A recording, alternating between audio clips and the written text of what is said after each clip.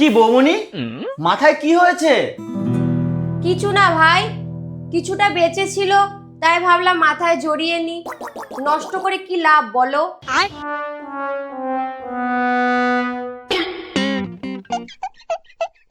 তুমিও পেঁচিয়ে রেখেছো?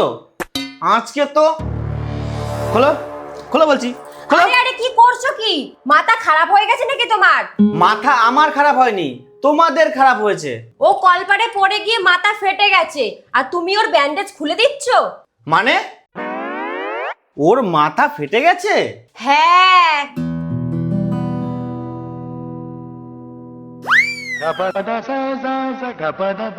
আর ওর?